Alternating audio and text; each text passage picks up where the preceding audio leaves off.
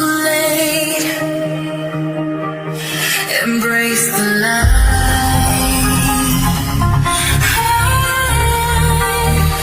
So don't let them steal your light. Light on the other side. Don't let them break your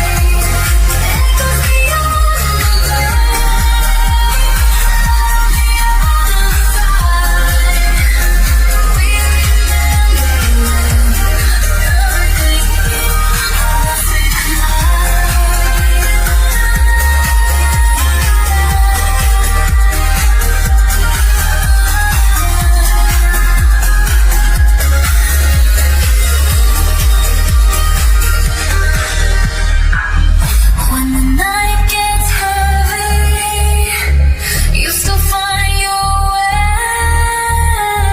through the broken places. You don't fade away.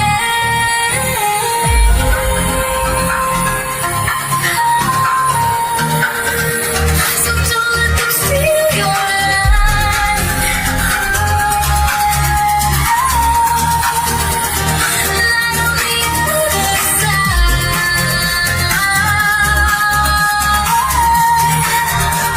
Don't let them break your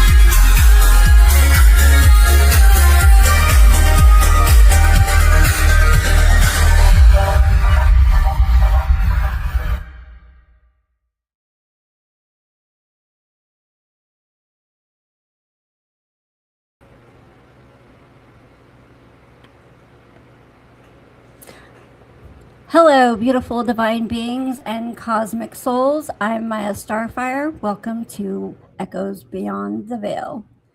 Welcome, everyone, as we take another journey towards the unseen and push the limits of mere perception into the realm of absolute belief.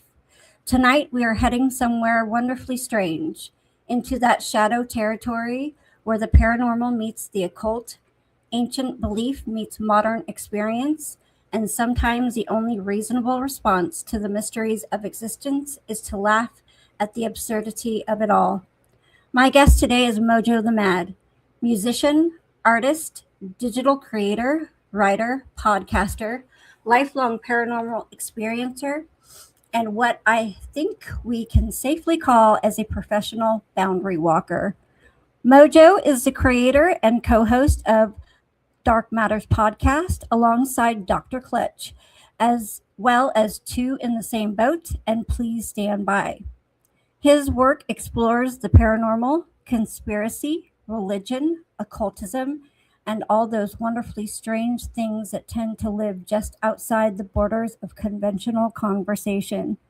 But Mojoe doesn't just approach these subjects only as a researcher.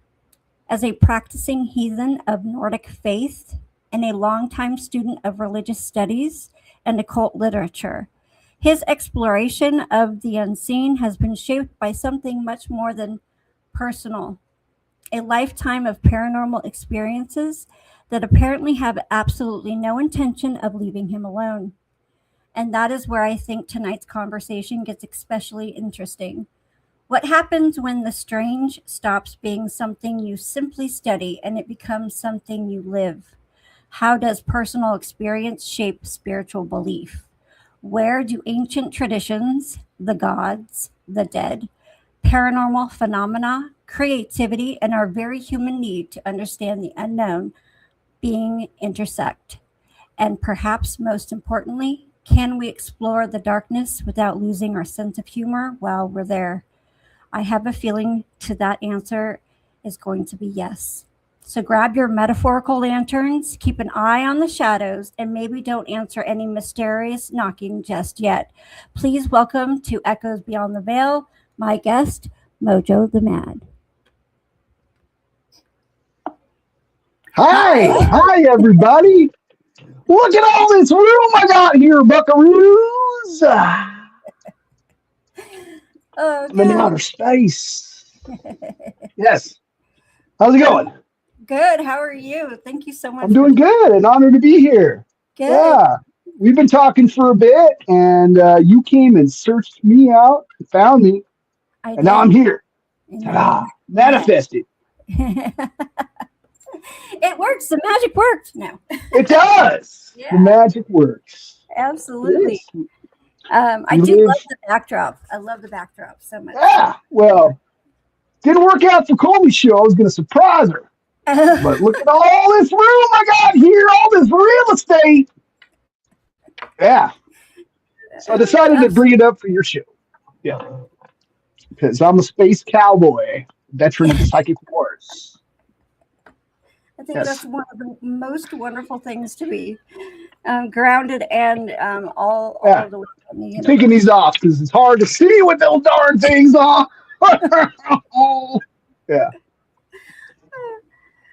So I'd like to start by asking you the questions that usually starts at the beginning of our journey. And I like to ask pretty much everyone this. So I think I know the answer, but I want everyone listening to know the answer too. So when did you realize that this realm was different than what we were told? Was there a break open moment or a breakdown moment that caused you to have an awakening? I know that there's not just one for many of us. There's like multiple, but can you tell us a little bit about that journey? Well, the journey started probably really early in life, but I didn't really realize what was going on with me. Where should I start? Okay. So as a young child, I would have, I guess I was subjected to some trauma, but that trauma, I think, not looking back at it now, was probably the door opening to a lot of these things that were happening.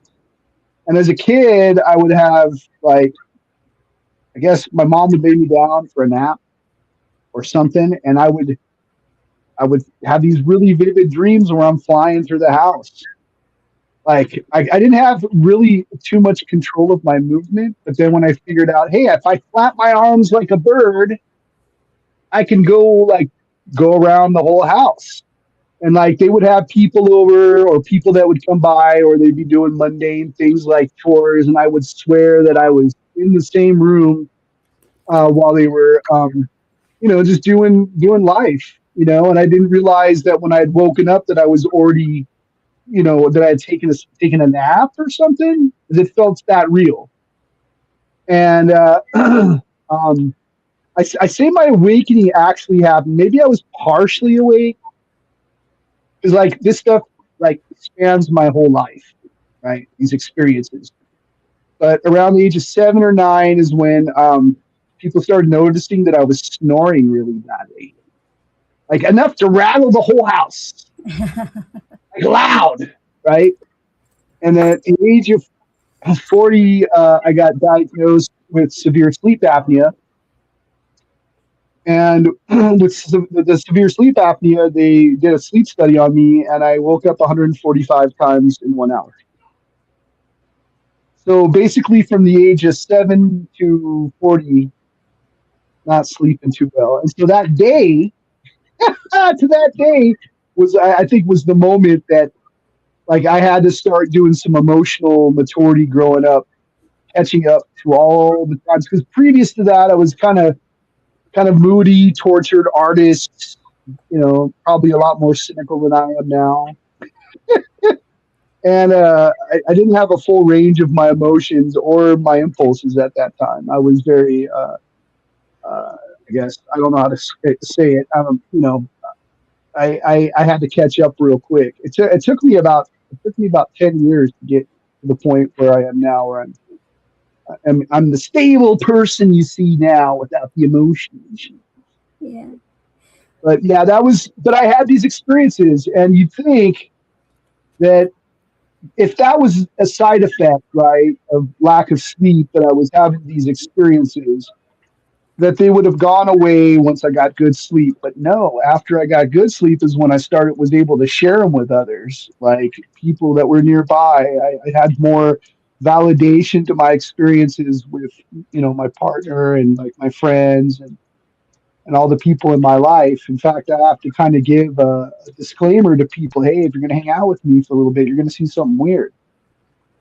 You're almost going to. I just want to let you know you're going to run into something. You're going to see something in the sky. You're going to have a strange experience. And sure enough, they do. Be prepared. I'm not bragging about that. It's a weird thing. I don't know. Yeah. But before you go further, I just want to point out that the flying dreams, Yeah. there's definitely a link there, because I think everyone I've talked to that is awake and experiences paranormal experiences and can astral travel pretty well, have started out their life just doing this like normal. And the sleep Yeah. apnea sounds extremely close to night terrors. And that also is another side effect I've learned to, moving through dimensions in the sleep time. So that's Yeah. very I believe that.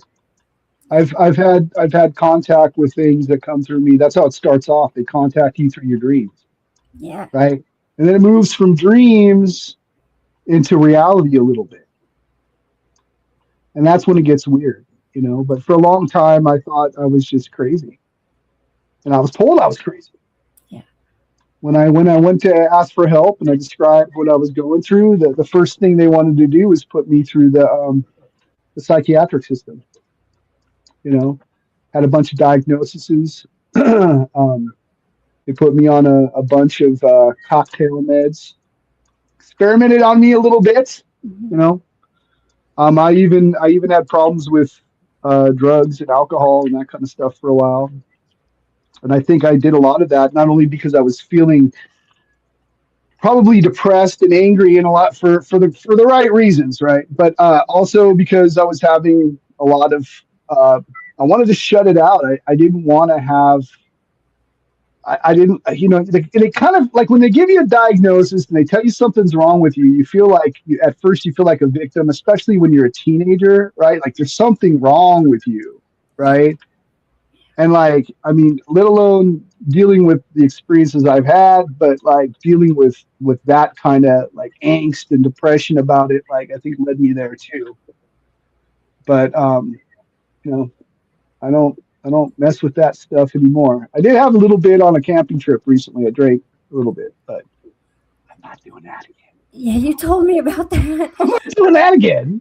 But was that more of a ritual celebration type thing? Like, Yeah, I was hanging out with a friend, like my one friend that I've known since kindergarten. He's been my friend all the way up. I'm 53 now. We're the same age, and like he's been a constant in my life. And he bought property out in the Idaho National Forest, and he invited me to go out there and work for him, and he invited me to also go camping out there. It's beautiful out there. I think did I show you pictures? yeah, it was beautiful. It's Yeah, gorgeous. I yeah, would we're have building some stuff. got trapped.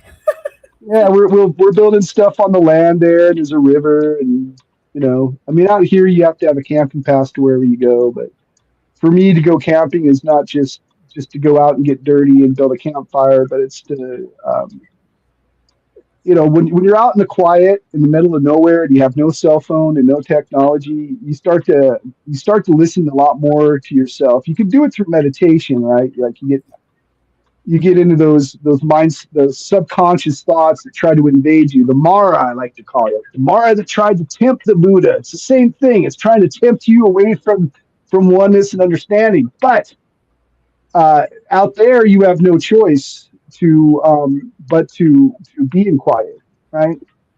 Yeah. Other than, the forest can be pretty loud. I can tell you, it can be pretty loud. Not so much out this property, but out at the other place that I go to, Skookum Lake, it can get really, really loud with all the animal life there. You almost have to wear like earplugs. But even then, without the interference of having a cell phone or social media or anything like that, like I think it's what kind of led to me to the belief that like all is creation, right? Like when I'm in nature, I feel I'm closer to my spiritual side, my oneness with the creator and the gods or whatever, the elements, and just myself, being out there by myself. I tell everybody, get into nature.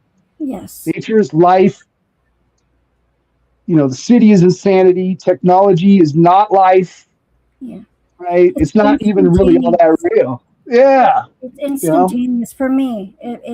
As soon as I'm out there and it hits me that I'm there, and I get the quiet, even in the loudness, it's the quiet. It's very easy to be like, oh, I can almost feel my soul going back down in and not be here trying to grab onto all these other distractions. So yeah, I completely understand. And the energies and vibrations out there too, out in the woods. Like you really feel it if you open yourself up to it. If you just listen to the breath, listen to yourself, And then I also realized how much the people around me I love so much, like more so when I'm away. Mm-hmm. You kind of take things kind of trivially, like when you're dealing with everything around you, right?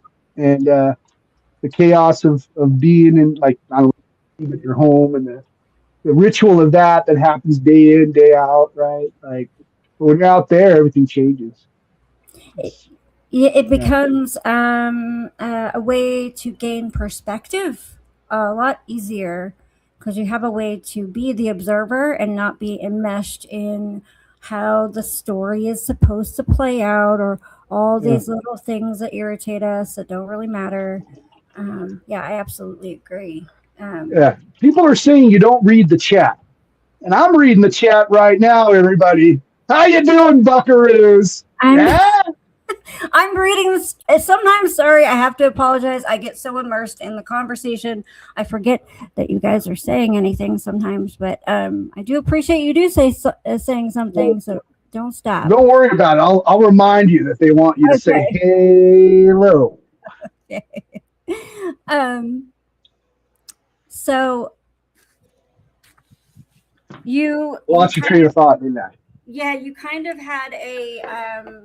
Would you say that your experience was one that was like a breadcrumbing of like puzzle pieces along your journey that led you to your awakening? And I guess so. I always feel like I was halfway in the door. Yeah.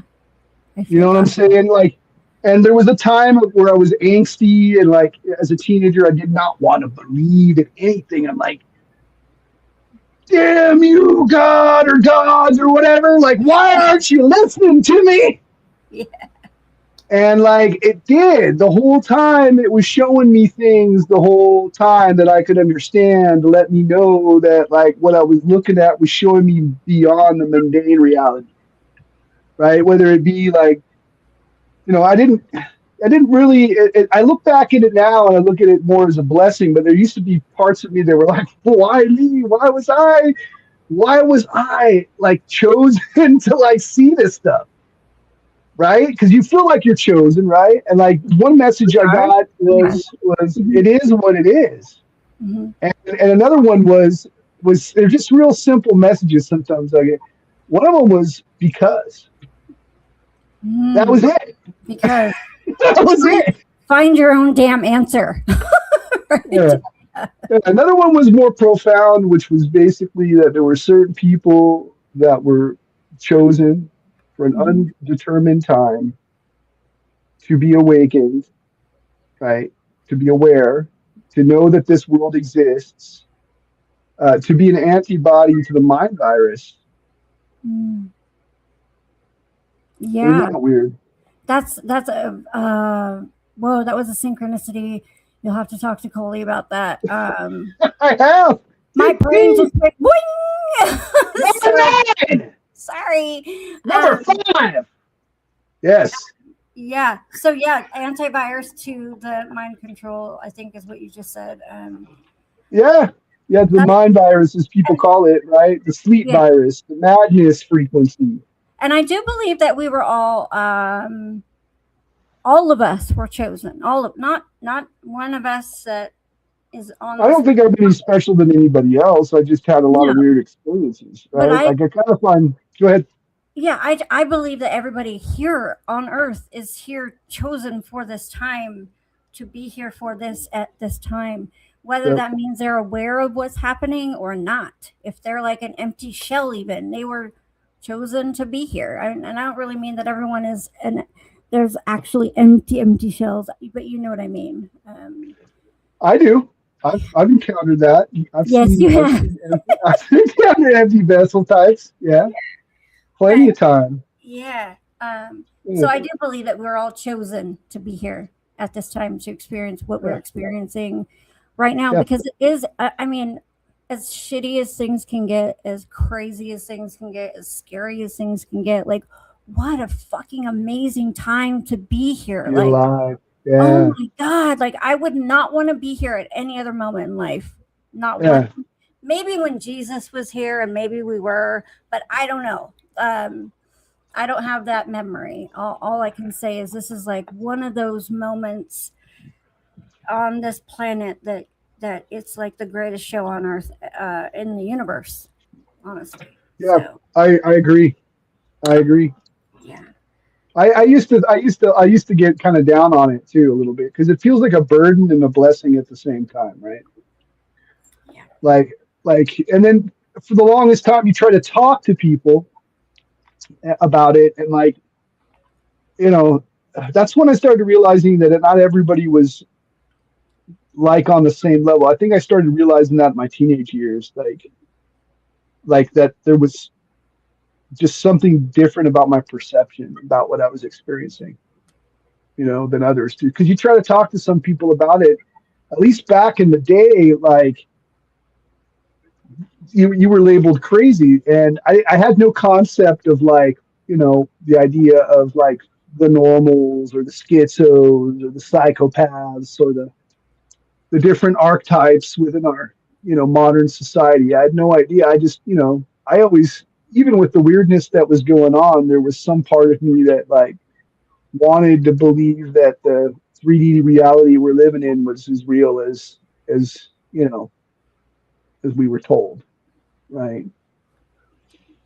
But as it went along, right, you know that's when I started to notice that there's like archetypes of people all over the place, socially engineered all over it. Like these people are what they talk about in the Matrix, the ones that want to fight to keep the system the way it is, mm-hmm. only for the sake of safety, right? And like I guess I've never really cared totally about safety that much. I, I guess not. I mean, I Either. want my Yeah. loved ones to be safe, but like, I mean, for myself, not so much. Like, I think I've always understood that the world as we know it around us is ordered as it feels. It is not. It is random. It is chaotic. It is sometimes predictable, but not all the time. Most of the time, it's like a series of tests, right, before you. And as I started going like more within, like I realized that I am both the transmitter and the receiver, and like the antenna. And like I'm the portal, you're the portal. We're all like portals. Like we bring stuff forward, Yeah. right?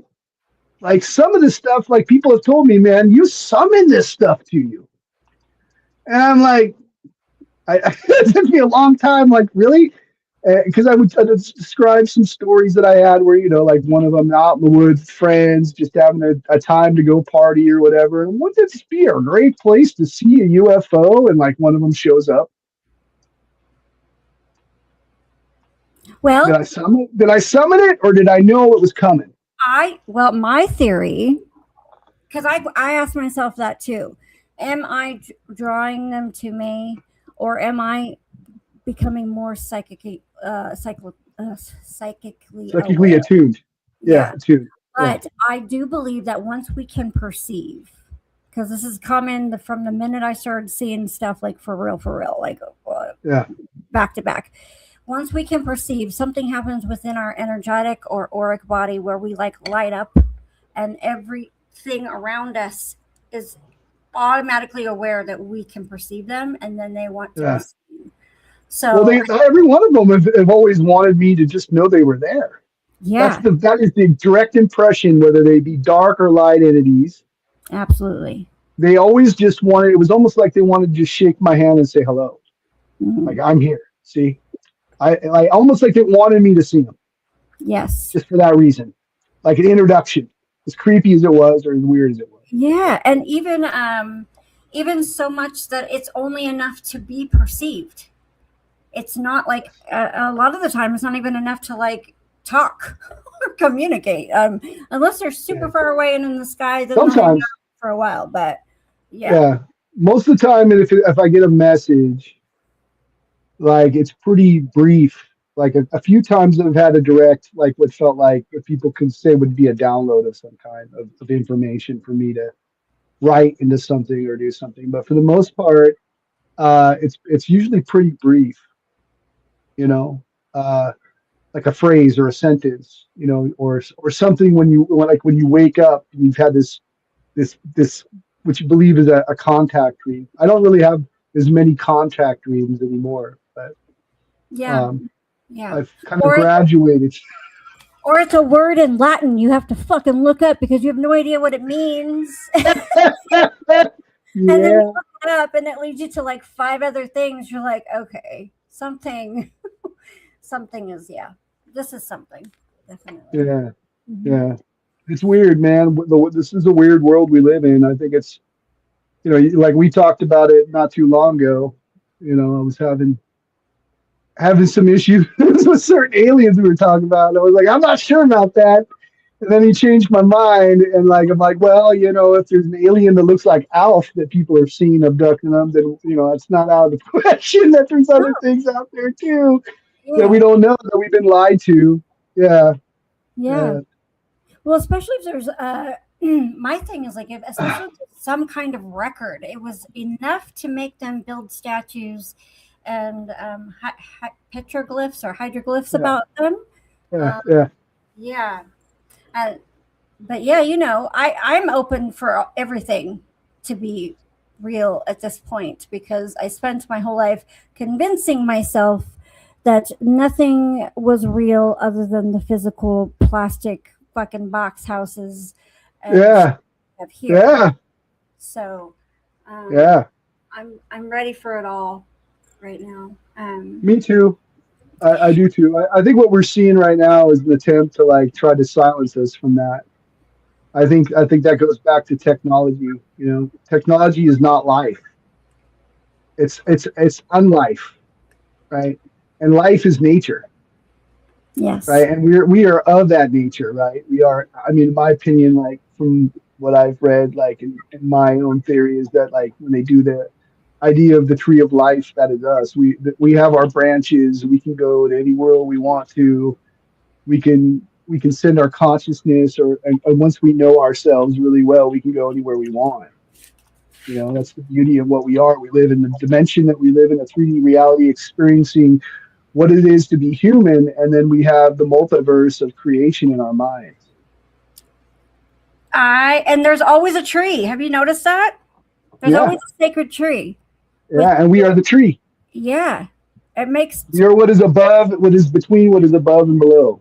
Yeah. And when I do meditation, or I'm trying to astrally project myself in a meditation, I do go through the steps of lighting up my body and my etheric body like a tree, right, you know. Yeah. Yeah, there's So actually a tree meditation for that too, where your roots go down to the center of the earth. yeah, Or the visual meditation. That's one that I've done. One of my earliest tries at visual meditations was the tree meditation. But yeah, that's also similar to going into like the underworld, right? Like through yes. drumming or shamanistic drumming and finding yourself in the spirit world forest. Yeah, Well, they're connected to everything, and also the yeah. mushrooms, and that's a whole nother thing. Um, I can tell you about that too. but I've been told entire stories from trees before. As crazy as that sounds, I've been given, I guess you could say, a download or whatever of Yeah. entire stories um, before, and some of them happened when I was little, and I thought I was just nuts. So yeah, they It's are. almost like too much information is enough to make you a little nuts, but maybe that's what you're supposed to be. Maybe we're all supposed to be a little nuts. Well, Maybe it's not a negative thing. I think that crazy or abnormal is like more to normal because that's more to like what we need to be. So what we used to perceive crazy or abnormal as or whatever is actually what we need to be directed towards because that's more what actual all of reality, not just this little. It's the mania, the chaos, Yeah, the like world, in touch with the world. Yeah. exactly. Yeah. You have to be open enough to be able to perceive or even conceptualize most of this. So, yeah, I'd rather sit with someone who's supposedly crazy than someone who is so tunnel visioned and programmed I that. think the people that are crazy are the ones that refuse to believe they are and ignore it or don't pay attention to it. Once you know your limitations and your what you can and you cannot do, then you don't really have any limitations, right? Mhm. Like Yeah. once you're aware of all of it, like it doesn't really become an issue anymore. Mhm. But like we're in a world designed to make us think we have order, but is actually by design, in my opinion, to like make us crazy, make Yep. us emotionally out of control. You know? Absolutely. Yeah. I'm wondering, like I've talked to Corey about, is there a Magnus frequency? I mean, they just talked about it on Carl Crusher's show. It was something I showed with Coley the other day. I was hoping she'd watch it. Uh, he's a guy who does psychic communication with like ETs and tries to communicate them with psionic assets, Yeah, that kind of yeah, thing. yeah. I've seen him before. Yeah, yeah, and he was talking about how they devised sort of a plan to keep us all kind of scared of like ETs, you know, Yes. and that they were trying to develop some sort of frequency using psychotropic weapons and ultra type stuff to make us all nuts, I believe that. emotionally nuts. Yeah, Yeah. I believe that, especially when you're not in nature, when you're closer to like power lines and yeah, um, set like whatever these on fucking. social media all the time. Yeah, Yeah, yeah, yeah, yeah. yeah. You gotta disconnect as much as fucking possible. You want to, Yeah, but like there's a part of you as a creator, right, that can't stop creating, and with all the abilities and there's got to be a different balance. technology we have now here to like make stuff like Yeah, you gotta make sure that you got a 50-50 balance with it, right? Like I realized with a lot of I had to take a break for a week because I realized with all the promos I was doing and making AI creation that it was like draining me and making me a little cuckoo. yep. And so I I had had to bail on it. Yeah, I took over a for a little month. bit. I took over a month that it was only going to be like a week, and it ended up being over a month because my senses were fried. So Yeah, yeah, yeah. It's burning those good chemicals in your brain. we Just have like to. watching anything. Yeah, We got to balance, and we definitely have to pay attention to what we're consuming on all levels for sure. even creating too at this point. Yeah. I absolutely agree. So I have a question about growing up, Okay. because your background is religious studies. Did Yeah. you grow up with a religion in your family at I all? grew up. My grandfather was a Northern Baptist preacher. He's of German descent. He had a church that he led for a while, including one in California. I believe the story was that Ronald Reagan, when he was governor, came to his sermons, and Oh, so my family, my mother's side, has ties to Canada and the descendants of people that came from Germany. My father's side is mixed, a little bit of Native American, Eastern European, and Scots Irish. So I'm basically American, a big melting pot inside me.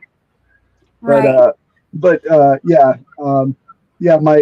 My grandfather was actually during the World War II went to release people that were soldiers in concentration camps. And there's a painting that was made by a Polish man that my grandfather got a son out of one of the camps, I believe in Poland, and it's up in my mother's house to this day.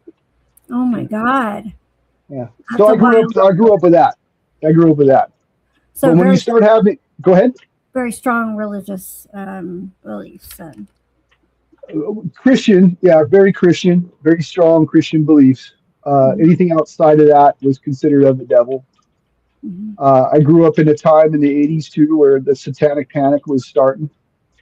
So anything from, rock and roll to like to like playing Dungeons and Dragons was considered like, satanic, But I mean, the thing that I had to deal with was that was one, it started to feel very confining to me and very like it wasn't for me, right?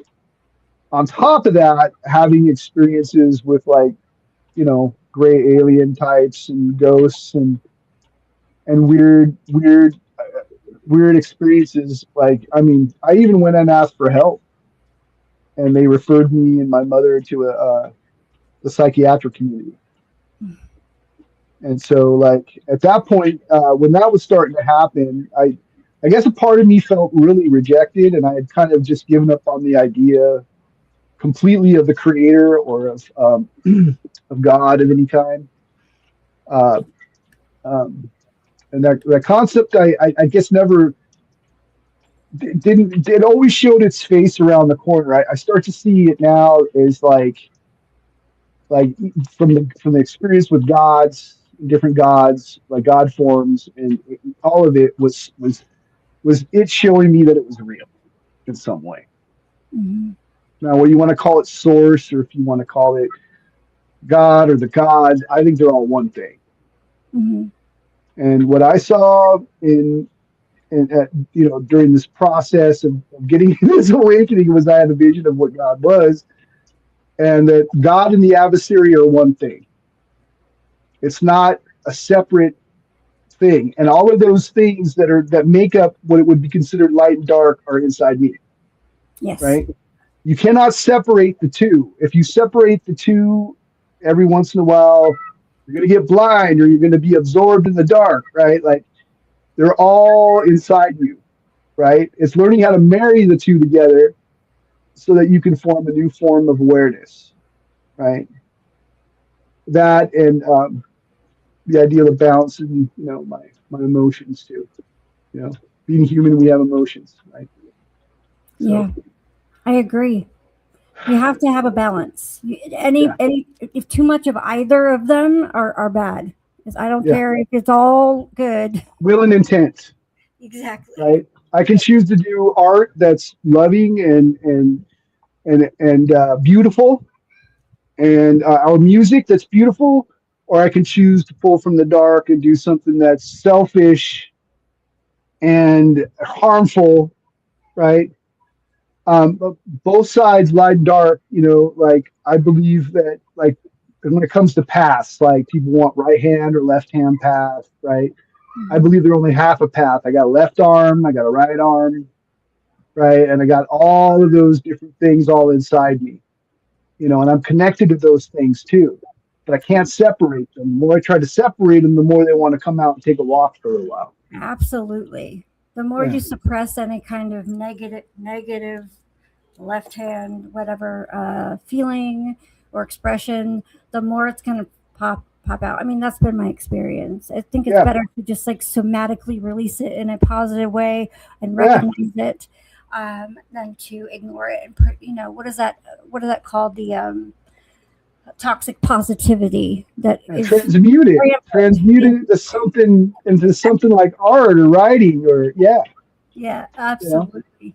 I totally agree with Yeah. that. So do you think that now I think we're all kind of not all, but most of us went through a phase where we were told we were crazy. The things Yep. we're saying was just an imagination, or something was wrong with us. And you probably went. I think you said you went to a phase where you thought you were something wrong was wrong with you, right? Well, I was told that there was something wrong with me, and I didn't want to believe it. But because like well, when I wasn't sleeping correctly, everything was kind of compounded, right? Yes. Yeah. So I probably, whatever they diagnosed me at the moment of time, was probably as much of an observation. I couldn't hold a job for very long. Mhm. Mostly the only thing I could really do, it was art, like all growing up. I couldn't do basic math at all. Now I can. Like Yeah. now I can do math, but I couldn't even like, Me I neither. had problems with excuse me. I had problems like knowing what my lefts and rights were. Um, and I had been basically told that I had a severe learning disability on certain things. I normally found like school and learning of any kind, unless it was something. Of course, this is what I think is natural for most. Is if it's not interesting to you, you're not going to want to learn it, right? Well, I didn't Yes. really have the concentration to be able to do that. I had no ability to focus. I do now, but I didn't have it back then very well. And if I did focus, it was because I was uh, unknowns to me, like anxieties, right? I've been diagnosed with those things, and I think that kind of helped me be able to like feel things around me a little bit, like because I'm always kind of sensitive towards stuff. But I didn't realize that I was focusing my anxieties into art, but I was. Now I'm more aware of that. That like when I'm focusing it in a positive way, I'm creating something. That's what I call my magic, right? Like music, art, and poetry are real magic, right? Yeah. Like when you give them to other people and it becomes viral, that means your magic took place and it's working, right? Beyond ritual books, beyond all these different types of esoteric thought and religious thought. That was another thing that was really easy for me was reading books on spirituality. I don't know if that's right brained in a way. Or maybe it was easier for me than most, but I would just devour anything I could to try to figure out not only what was going on with me, but like with the world and try to make understanding. But then in that point of understanding and point of asking questions from gurus and teachers is that I had all the answers myself, and that these gurus and teachers would only give me a translation of what they thought it was, right? And yes, Laura, we're going to get you on the show. Yes. So I was laughing ahead. because you've answered like 3 or 4 of my questions, and this Well, you can happened. still ask them. You can still ask them. I'm sorry. No, I think it's awesome. I think You it's told me to awesome. get out of your head. No, Maya. No, I'm not getting out of your head. Yeah, No. you're doing exactly what Stone was doing to me. I was like, yeah. So, Yeah, I mean, I can always tell the stories that I've told a billion other times as a podcast media whore. yeah. Yes. But I was going to ask you, like, where the art came in, like, and you, Naturally. yeah, it was a coping mechanism. It sounded like, and a therapy for you to understand yourself, maybe, huh? Yeah, yeah. I mean, when I get depressed, I take it out on the art. I'm like, never gonna draw again. Screw you, taxpayer, no. And I never, I would take it out. I'm hanging up my guns. Never gonna do another music project ever again. I hate you all. and like then it would come back, and I rekindle it. Now I don't care. Like I got to the point where I'm just gonna make art. Like I'm just gonna do it. There's no going away from it. It just flows through me like a river, and I have to do it. And Whether there's it be AI art or it be like actually making music and composing music on a digital audio workstation or playing my bass or playing some drums. I love hand drums. Love hand drums. oh, do you Uh, have a hand pan? I've got 3 frame drums. I got shakers. I got djembe. I I got have that djembe. back there too. You Yeah, can't see it. You can't I've see it.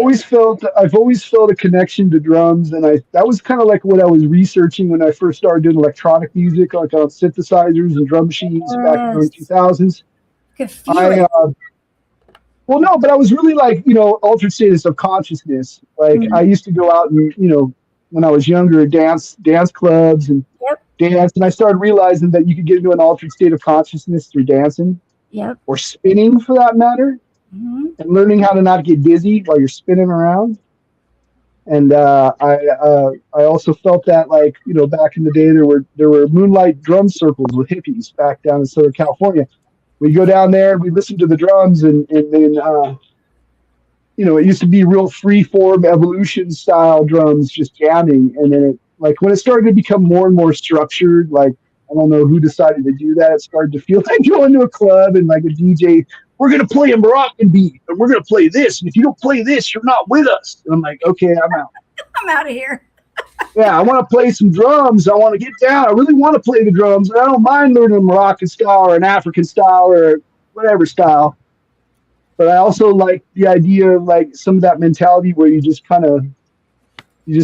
sat around with good energy and just beat on like whatever rhythm came from you naturally, And that's how it kind of started, was learning how to do hand drums that way. I think the hand drum was my first uh, introduction to music. I played a conga, like a half of a conga set in a band where we were just all sitting in the park playing music. And then I started feeling the burning to be in bands, and I later became a promoter. And, but That's what that's what it was.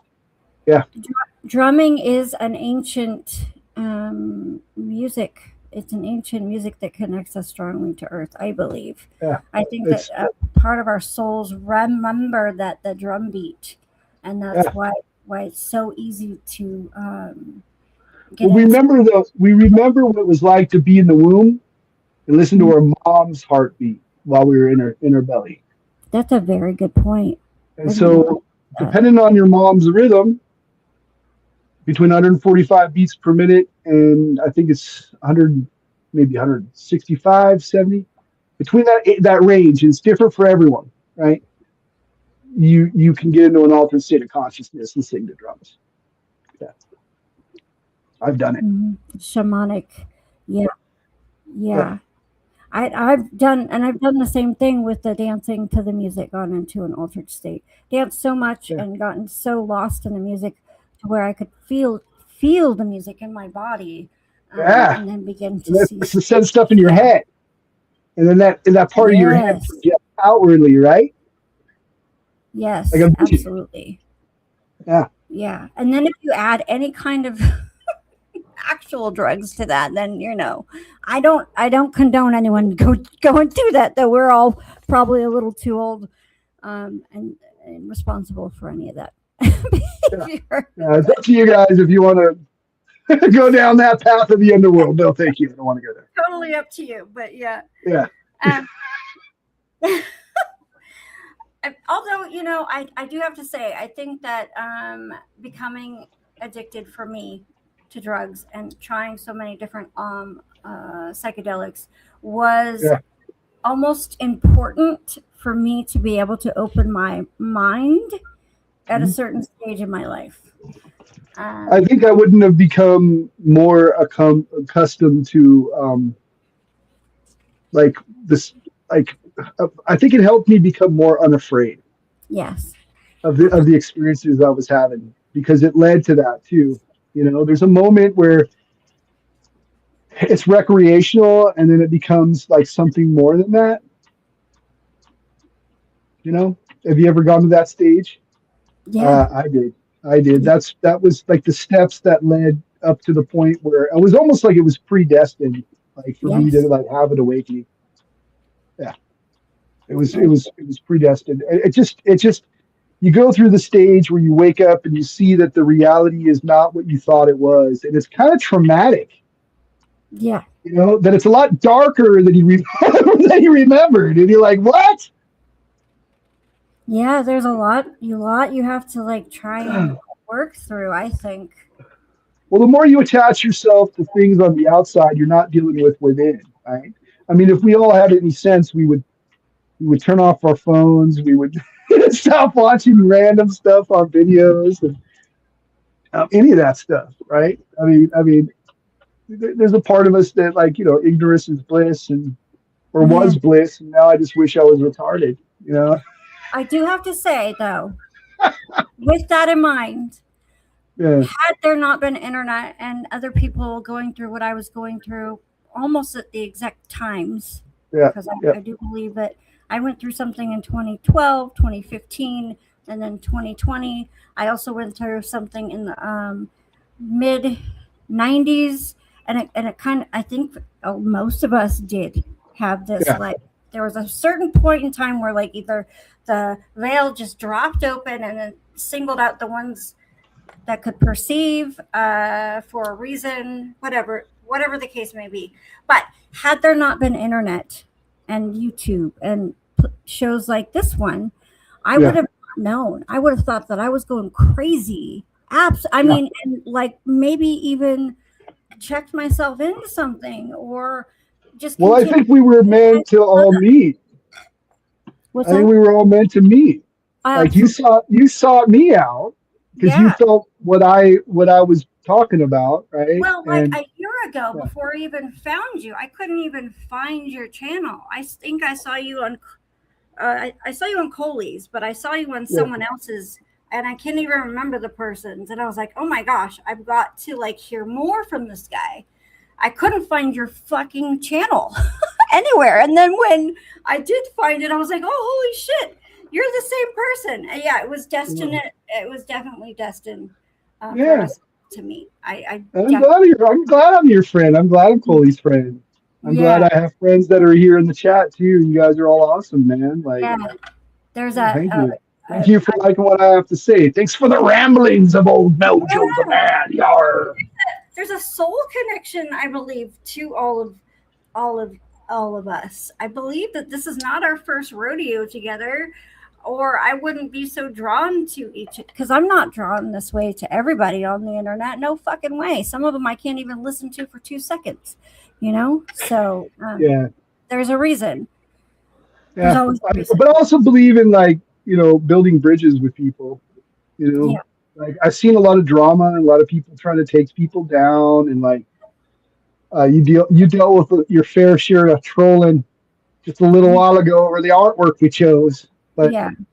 there's a lot of but anytime you start telling your stories or you start going out there, you're gonna have haters, and you're not doing it right if you don't have people that are gonna be skeptical of you or criticize you or not like you. I mean, if you don't have that, then you're not, in my opinion, doing it right, Yeah. because that's just the way it's gonna be, you know. Well, in the matrix, the box, the pretend system needs to push back on the ones who are bringing Yeah. out the truth and the light and And it's unsafe.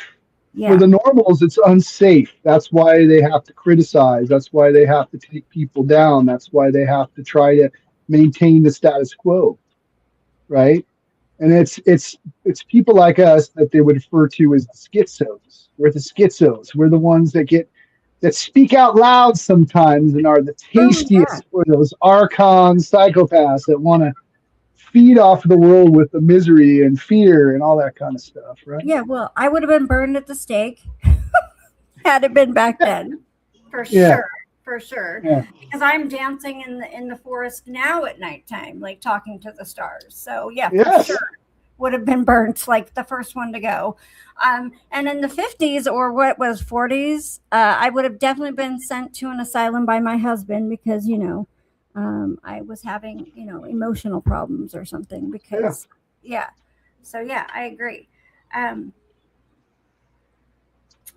let's take a turn back to a question I thought was Sure. Go wherever you want. so when your background of religion Mhm. and studies of religion and different spiritualities, Yeah. do you think that's a memory? Do you think that's part of your soul remembering some ancient knowledge and that's why you're so drawn to it? Or is there another reason you think that you're. I believe that my ancestors are my past lives. Mm, Every single part of the incarnation that led me up to where I am today to be this person before you was brought forth by the first. And the love of two became three, and I became the one that ended at the into infinity, right? So maybe I always wanted to know what other people were thinking, like spiritually. I wanted to get into their mindset to understand my own situation and my own place in this universe. And so I looked to different religions. Now I'm self-taught. I didn't go to school for this. I just decided this is what I was going to do. And once I started opening books, that's when I was able to to read and understand like the different aspects. And I realized that it's all one thing, but it's everyone wants to believe that they're right. And then it's when I realized that I don't know anything.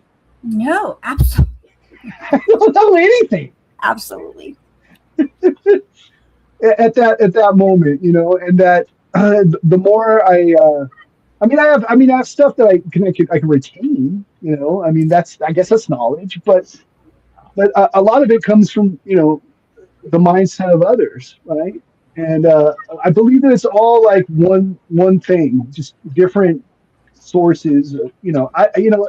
As far as religion goes, like organized religion or the doctrines of said organized religion, now that I look back from it now, from looking at things and reading things esoterically, I kind of look at them as books of spells in a way.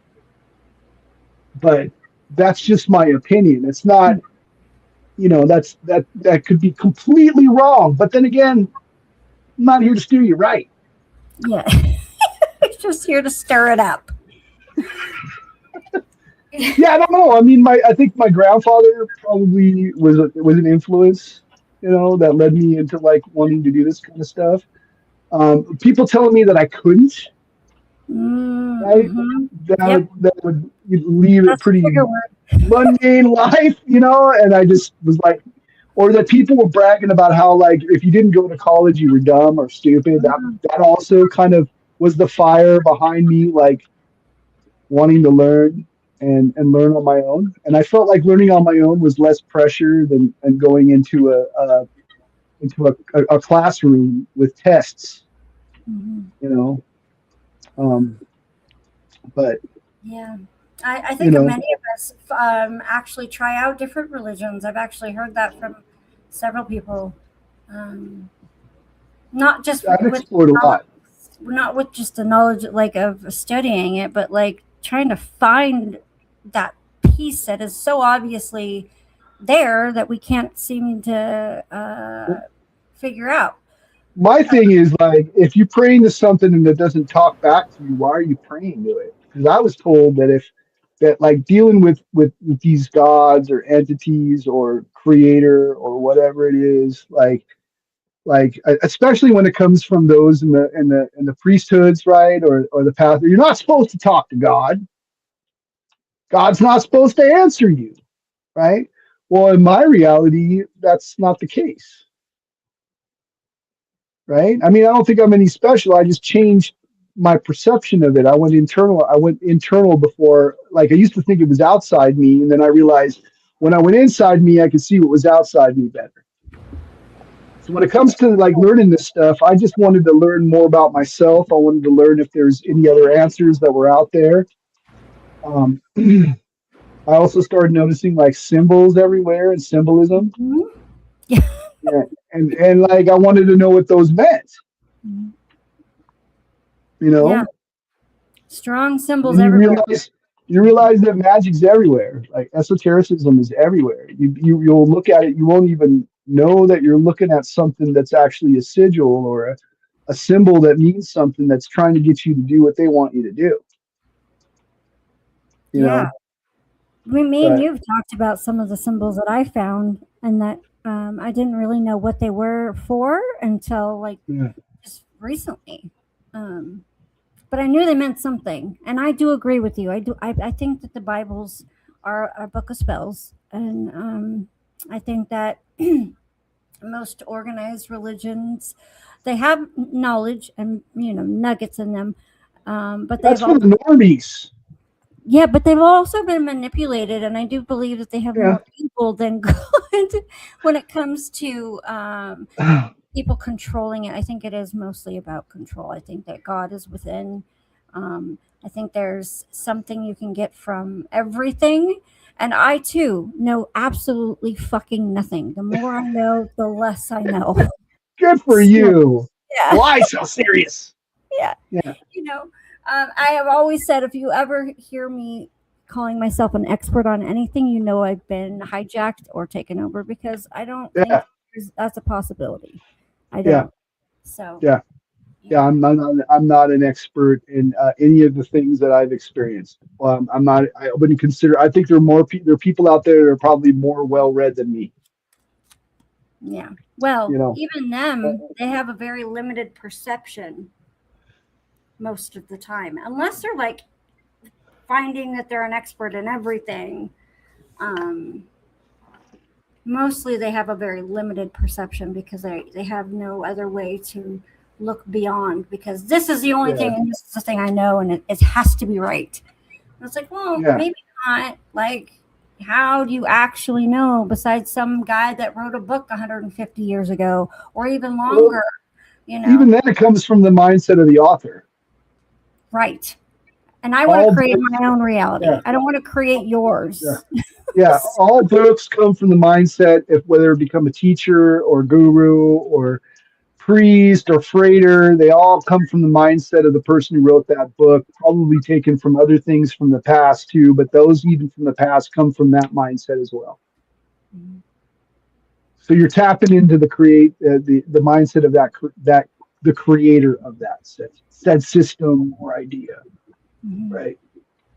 Yeah. I've had to keep an open mind about all of it, including heathenism, which is neo-paganism, right? Anything that is neo-paganism is a recreation. You think you're studying something that is old, but there's very little left of a lot of the things that are out there that are now being put out there in writing. Right? You'll have different teachers and different writers that are trying to recreate said things from the past, but for the most part. He says I'm a guru of guitar. Yeah, you are, Jay Skyrunner. Yes, you are. Yes. Mia Starfire!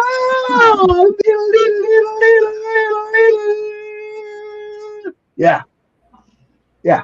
Oh, I'm sorry, I had to do that. That's fine. Because I did that on Coley's show the other day, so I had to. Brilliant show, Coley, by the way. I just tell you that while you're out there. But yeah, I always thought like spirituality and systems of magic were a lot like say like Jay Skywinner was talking about playing the guitar, right? And how you tune into that, right, or whatever it is. There'll be systems that don't work for you at all, right? But they'll be like the posture could be traditional, rigid. You're learning music theory and scales, and then there's like uh, a relaxed posture where you feel comfortable with your fingers and you're able to go up and down the neck of a guitar, right? Same kind of thing, you know. Um, I don't know. Am I getting off track here? Yeah. No, Am I? I love it. We're going absolutely in the perfect direction. I Okay. explained this to Stone like nothing we've learned most of us have that nothing is linear. It's No. always a spiral or even a figure eight, it's Yes. yeah. So I know I love it. and it actually brings me to the very next thing I was going to ask you about at what point did you start realizing that the Nordic gods or heathenry was the thing you wanted to focus into? And I don't know if it's absolute forever for you or if it's for now, but it's the thing you're in right now. Well, I started wanting to know where I came from, right? I wanted to know. This is also in the beginning of this kind of divisive turmoil of left and right paradigm thinking. I wanted to know where I came from, right? And yeah, Alf is real. Yes, Alf is real. Yes, I have a. I showed you a picture of the Alf alien, right? That someone took a picture of just before the abduction. Alf is real. Anyway, going back to that. Okay, so Nordic. I wanted to know where I came from. I had as when I was growing up, kind of liberal. Like when you're liberal minded, right? You kind of think that like you can attach yourself to like any ancestry or any kind of thing, right? And like dabble with this and dabble with that, right? And I had, right? So I explored my Creek Indian, which my father told me had a lot of in my blood, but it turned out it wasn't just a little bit. But I explored the Creek Indian background and that wanted to know where that was. I explored my Irish, Scots Irish background and my Eastern European background. And I explored my Germanic roots. My sister did a genealogy study and like went back for like far back, like into the 1400s and stuff like that, finding connections to where my family came from and where they migrated from. And I really wanted to know who I was. I didn't feel like I had an identity other than being, Mojo. You know, and so I started doing that. And that's when I had like, it didn't really become into fruition until I met my buddy Ronan from Ireland. And I don't know if he's listening, but I'm gonna get. He's a tattooist in San Diego, and he's a good guy. And it's my friend Mike who helped me look into like heathenism and paganism and those roots, and told me stories of Ireland from the old stories of the gods, and the battles like with the Fomori and all these different stories. And I'm like, man, I want that so bad. So I'm looking at modernity, right? And modernity sucks. And like the past was so uncertain and just nostalgic, and the future was extremely uncertain, and it started to seem chaotic. So I started to explore it more, right? And at the time before that, like I had started to try to get into like hoodoo and voodoo, and I tried to get into witchcraft and certain left hand path things and certain different right hand path things, just experimenting, touching the water. And I realized like I'm praying to these things to get them to answer me, and the only answer I got was it's not for you, or like go fuck off, pretty much. And the more I researched it, it was basically that they're like people. If they don't want to like talk to you, these forces of whatever they are, they're not going to talk to you. If they want to talk to you and they want you, they'll come and answer you real quick, right? So when I moved up here to Eastern Washington, it was the beginning of like I'd been awake for a while, and I was feeling sensitive to certain things and certain energies. And one of the first things I felt up here, I worked at Walmart when I was my first job up here working in lawn and garden, and I was outside all day in the mornings, like every morning, just moving dirt, moving stuff onto the floor, doing a lot of outdoor work. And I started feeling this energy that felt like a mixture of like native energy and like Nordic energy, and I didn't understand what that was at the time, right? But maybe it was the influence of my friends that had been near me that had been doing that sort of practitioner. But I started feeling this, and I also felt like I was being observed for a minute while I was up here. And oh, picking up on something here real quick. That's weird. That was a weird transmission. Okay. So like something just picked up in my ear pods. That's weird. I Oh, don't know. I don't know what that was. But anyway, um, so I felt like I was being watched a little bit, and I had a dream that happened like probably months in, um, where I had a dream of my ancestors, and it was very vivid. Like I'd had these vivid dreams before in the past, but this one was real specific, and I saw like sort of a collage, fast forward through the different lives and different things going through their eyes.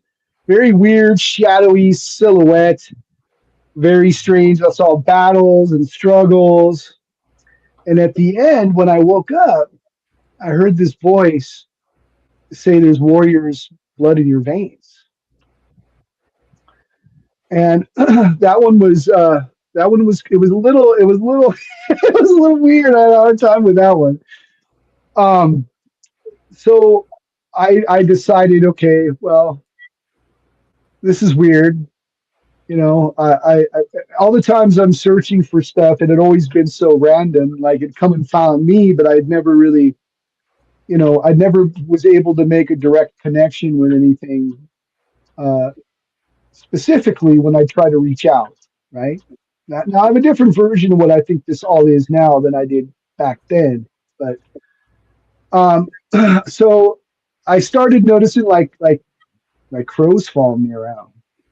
That could just be nothing, right? Could be nothing.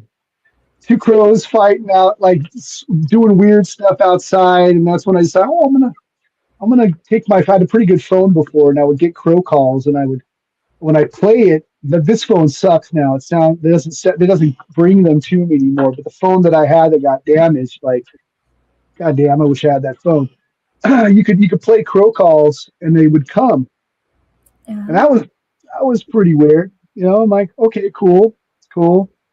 And I remember telling people at work, like that were heathens and stuff, like, hey, like, what's going on? Nobody had any answers, or whatever. No one could tell me. Like, most of them just wore a hammer just because it was the thing to do. Mhm. I mean, there's the Vikings TV show and all that kind of stuff that was out there at the time. But I had already gotten into like reading about runes, a little bit, learning a little bit about it because my buddy Ronan was making bind runes and doing that kind of stuff. So I started getting into that. And that's when I decided I was gonna instead of getting really freaked out about like this dream, I was gonna meditate on it. Right. I was gonna actually meditate on it. And so I did. I set the tone. I had some music playing that would get me into the mindset. I sat on the couch and I'm like, I felt like today's the day, and I decided to do it. And that's when I had what I believe was a Odin experience. And I think that he led me through all my trials and errors. He led me to have that experience, and to this day, those spirits still come. So I'll tell you a little bit about it. Like so, I sat and I meditated. I was listening to some music. I was listening to some more Druna. I was trying to get into that mindset. I was going into it. I'd gotten to the point with my meditations that I could have, like people would consider a mystical experience. I understood how to breathe through my nose and feel the breath and concentrate on my breath and focus on nothing. Right. And it didn't take very long. The first thing I saw in my mind's eye would look like the only way I can explain it would look like a demon witch with white hair, and it was like making its teeth and sharp teeth and red eyes and green skin, and it looked at me and it hissed, and I like freaked out, and I'm like, what the hell? And then I saw something punch it in the face, and its face just caved in, and I was like, what the hell is this? And so I'm tripping out. I'm getting out of my meditation. I'm like, man, I need a glass of water. Like, I need to walk around. What is going on? And then as I'm walking, I'm having these like weird, like premonitions of something in my head that seemed like it was focusing from my reality, from my mind's reality, still connected to whatever it was. into my reality, and I'm seeing like this huge, like this arm, like huge arm, like a bodybuilder, like beyond like bodybuilder, like punching through doors. I was having flashes of that, and I'm like, okay, and then I'm starting. Is this? It's like, is this Odin? Is this like, who is this? Is this Thor? And I kept on thinking, am I worthy? Am I really worthy? Like, what's going on here? And and I sat down and I went back into meditation. I'm like, okay, I'm gonna do this again. I'm getting messages. They're getting pretty clear. The images are not going away. Like sometimes when you have a mystical experience, it can be a little shocking. And like when you first get that experience, when you see it in your mind and like you're trying to hold on to that image so it stays, you can go with it, it'll just kind of fade away, right? Well, these didn't fade away. And so I sat, and that's when I saw what looked like everything turned kind of blue.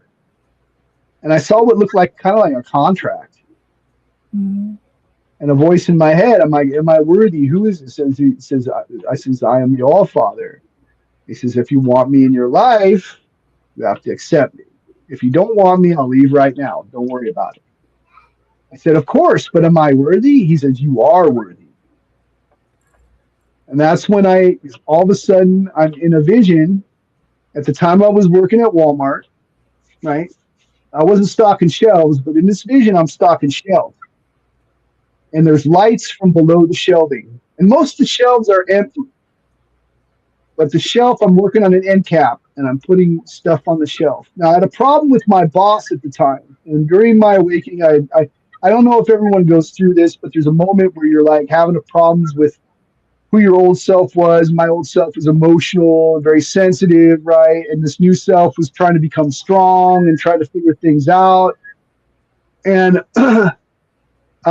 at this point, like, I'm just dealing with this. So I'm stocking stuff on the shelf, right? In this infinite Walmart like area on the end cap. And the problem with this boss, he was real hard on me. Like I almost thought he was a demon. Like the guy would look at me from 100 feet away, and I could see the pupil of his eyes, like right on me. Like I did not. Me and him, he did not like me at all. I didn't know why at all. Okay, and so what's weird is what comes flying in is my boss. And he has one blue eye and one brown eye. And he flies up to me and puts his hand on my shoulder. He says, like everything you ever did, whether it was a success or failure, was you being led to me. When you thought you were talking to somebody else or another God had come into you, that was me taking a form that you could understand. And then he turned around, he looked at me, he smiled, and my friend had made a joke, right? He had told me that I should get an eye patch. He said I would look good with an eye patch, and that when people are talking, I should switch it between between two eyes. And I didn't get it at the time. Now it even makes me laugh now, right? And he said, by the way, I like the eye patch joke. And he tapped me on the shoulder, and then I started laughing like I couldn't stop laughing, like I hadn't laughed in years. And I like woke up, like I don't know if I woke up. I was awake. I was meditating, but I got out of that, and as soon as I opened my eyes out my sliding door, which was facing out the sliding door, I see this black trail of smoke go out the door. There's lightning, thunder, and heavy rain, and then the sound of crows. My friend heard the crows as he walked in through the door, and my wife, my partner, heard the crows from the bedroom and the thunder and lightning. And at that point, I couldn't stop laughing. I just couldn't. I was laughing the whole time. And I just thought in my head, how come it was so easy this time? And why did I struggle so hard before? How come it was so random before? And that's what kept me as a heathen. Now, heathenry I use as a foundation. Right, I like the stories, mythology. There's certain authors that I enjoy that have a interpretation of it that I enjoy, but there's really not a lot of it out there that can contain you that much. Depends on who's involved with it, right? Like if they're an innovator, you'll see people doing trinkets and creation. And there's people that have explored shamanism as a form of a way to kind of get into that mindset. And there's different types of thinking from like runic yoga and but the big thing that I've noticed when it came to the book The Havamal was the All Father would talk about the breath and meditation and how important it was to that in pain through an altered state of consciousness. Odin hung himself from a tree and plucked his eye out so he could gain knowledge from the well of wisdom, right? And I just kind of noticed that like there wasn't enough information. So like the All Father himself, as he speaks, he's a magician, right? He's the one who wants wisdom. And the teachings that I read basically was that you were to try to learn as much as you could. Oh, one more thing. He told me he wanted me to be lore keeper. He wanted me to be a lore keeper, which was to gain as much knowledge as I could. And I guess he understood that I like to read books. Yeah. So to gain as much knowledge as I could too. So I use it as a foundation. I explore other forms of religion and mysticism too, but my foundation, where I feel comfortable, where what I get more of, as far as what you'd consider like a visitation, maybe people would consider it a CE5. CE5 is not just for aliens, right? Right. It's for any entity that decides to make physical contact with you and interact with you, and that's what I've had. I've had two spirits, which one was Odin. Odin's considered a wanderer and a traveler, so he can't always be around. Right. And the second was Loki. Loki has made a visitation to me. That came in a moment where I had surgery and I had to quit smoking, and I was going through great change and transformation. And he had come to me, I believe, because I was going through that transformation. Yeah. Now, people want to think that these beings, like that he's evil, because that's what the Christian ideas of what this trickster spirit is. But a lot of the trickster spirits are there to help you transform and change, right? Like before Loki showed up, I had a vision on psychedelics of Coyote coming to me. And Coyote told me I need to laugh and smile more. And that was it. Yeah. Boom. That's so important. Yeah. I mean, I hope I'm making sense of this, like through what I've, experienced. Yeah. And why I decided to stay heathen. Yeah. And I also wanted a religion that was or spirituality that was tangible. Right. I didn't want to just believe in something that may or may not exist. I wanted to be able to communicate with that source, right? Now this is how I see the gods. The gods are the creator. The adversary is the jinn and the dark gods below. But they are one thing. Mm-hmm. So when I'm seeing the All-Father, that is an extension of what the creator is. It's showing me something that I can understand and communicate with, if I was to look at the face of whatever that is, I would say that I would probably completely lose my marbles. So it's showing me something, an extension of what it is that I can understand. Does that make sense? Absolutely. Well, first of all, before I lose this train of thought, yeah, go ahead. Saying source or creator or any god for that matter, any powerful being, it probably would make you lose your marbles or maybe even die. It goes back to the theory that seeing seraphim would kill people, or certain angels that were strong enough. I've seen them too. Yeah, same thing, right? So that totally makes sense to me. And Odin appearing to you makes so much sense to me.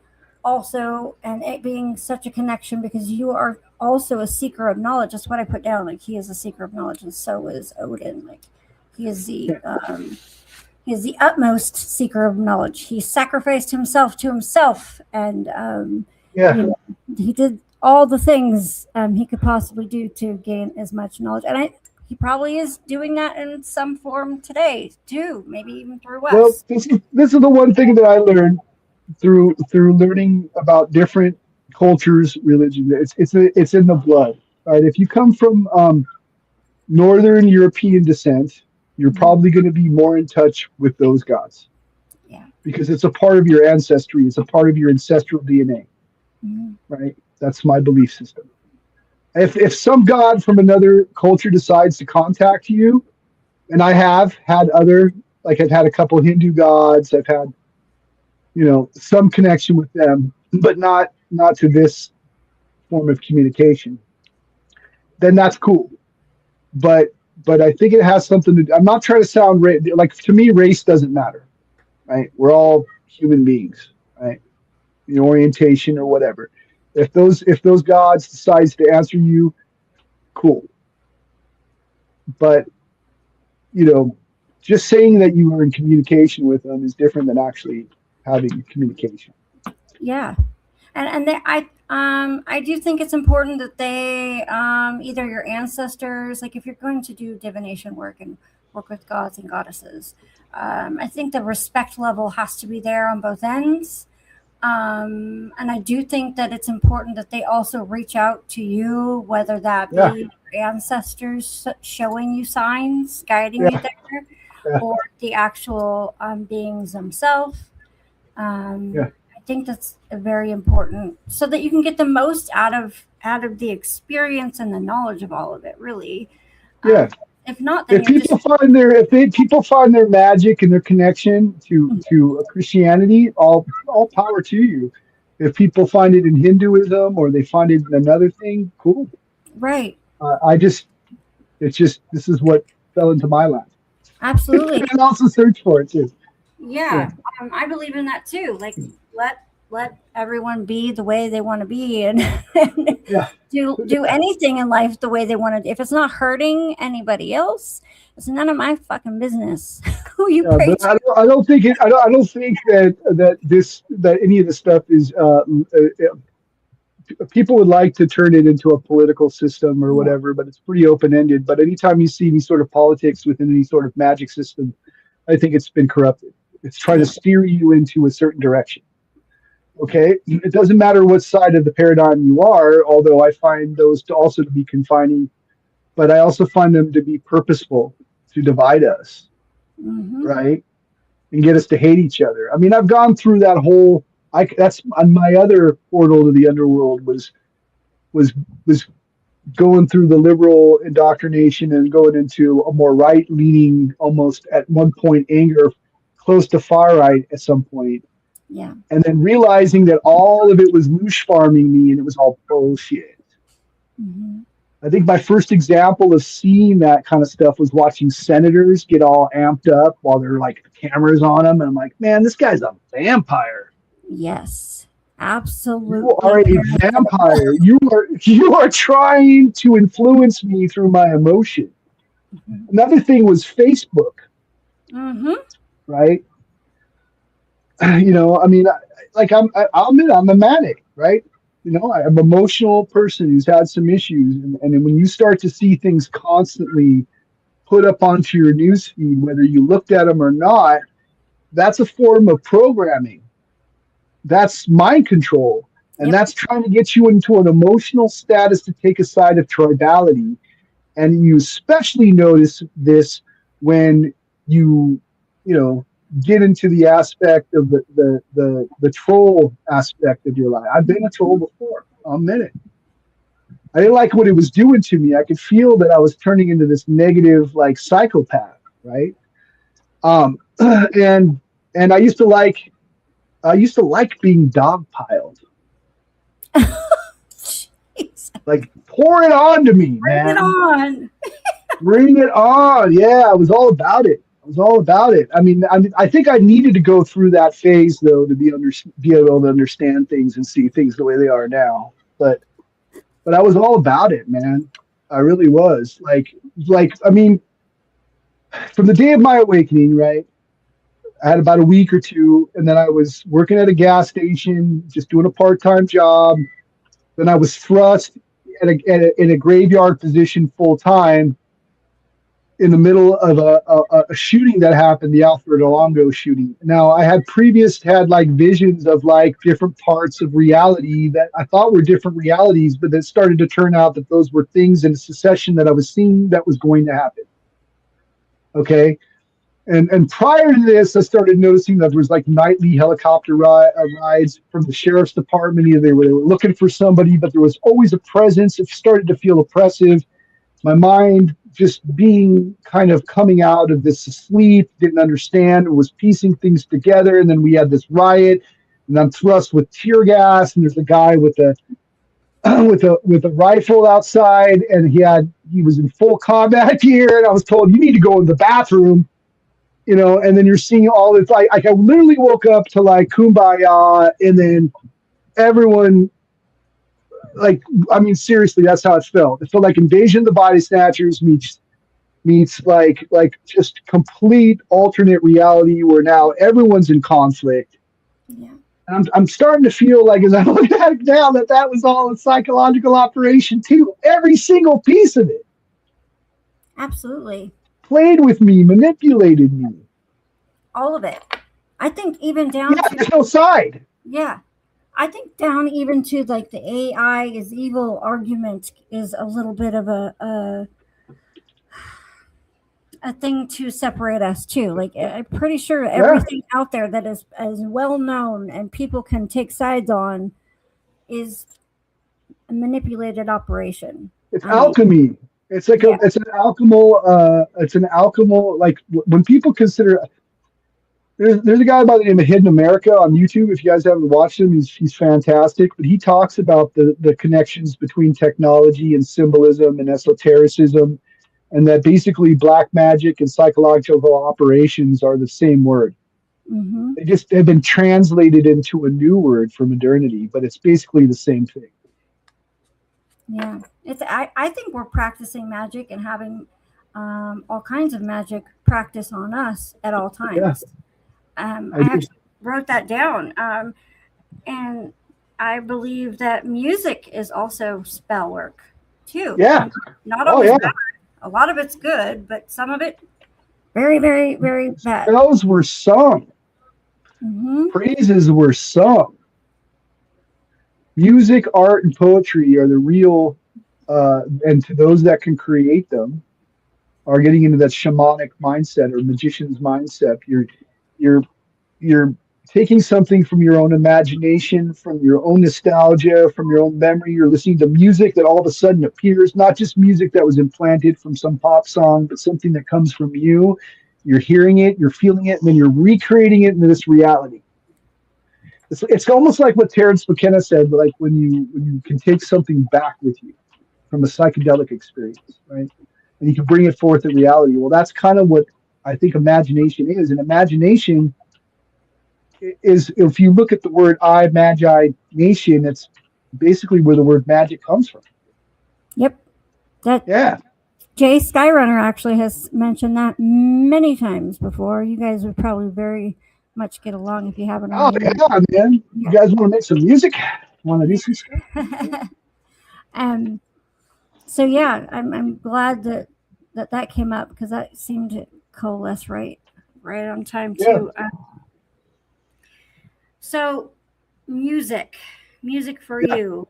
How did that? I think you talked a little bit about that. That it was started as art, and then it flowed into magic. Well, I mean, yeah.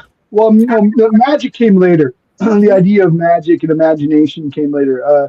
I'd always been like hearing music in my head, but for the most part, I did a lot of art and drawing and graphic art type stuff growing up throughout my life.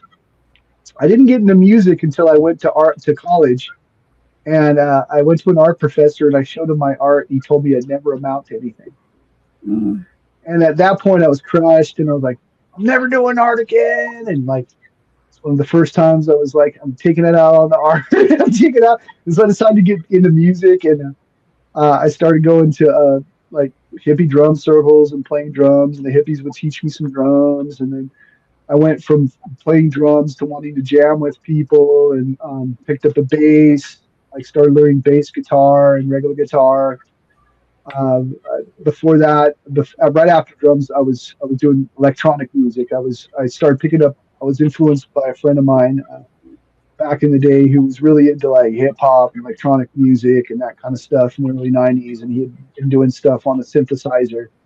Um, I believe he was using a Yamaha a synthesizer drum machine, and always wanted to do that. I'm like, man, like I always liked the idea of making my own beats, doing things manual, and from there I started getting into digital audio workstations when I first started doing stuff, and I'd be making loops and learning how to do one shots, and putting things in sort of a musical composition, and and to this day that's what I do. I've had a few pointers from friends that wanted to sit down with me and thought that I had talent and wanted me to learn. And one of my greatest teachers is my buddy Kirk, who taught me quite a bit on guitar and some bass, and helped me out. But most of it was never formal. I never really learned anything. I always just kind of picked it up and was determined to play it. So I did. Yeah, that's amazing. I think music is a universal language. I don't It is. think, yeah, I think everything relates to it. Everything that's It's a great alive. communicator. It's the Yeah, great communicator. You know, absolutely. it is one of the great communicators. It can send you into like nostalgia. It can send you into emotions. It can send you into parts of your imagination that inspires you. You know, Mhm. um, it does wonders for you. But yeah, I think it's magic, man. I do poetry, spells, real magic. You know, because Yeah, it's tangible. Everything else is pretty personal. But magic can you can share that with others. There's nothing more better than sharing something with others. You know. Uh, Another thing I got into during times of a musical or writer's block or apocalypse, I started doing jewelry. And jewelry saved me in a lot of ways, doing beadwork. And that's how I learned better meditation, that I could concentrate on strings of beads and see images in my head of what I wanted to create and then recreate it. And then as I started doing that, as I went through kind of a bit of a writer's musical block, and I'd given up playing music in bands and all that stuff. I concentrated on that, and that only amplified my ability to be able to like go back into doing graphic arts and creating stuff, and also led to the creation of my shows. that's awesome. Yeah, I Yeah, do think that the arts not only can they lead us to um, being better or more skilled in other forms of arts. Like somehow it always leads to something more and other, and it's got this ability to open your mind and your body in a way that you can relate it and use it for something else. I I, agree. yeah, and it also is a form of channeling, I believe. Yeah, You're channeling yes. either higher self, maybe even higher beings. I Yeah, channel things when I get into character. People think it's just acting, but yeah. there's a show I did where I think I played it for you, where it was an 18th century nobleman.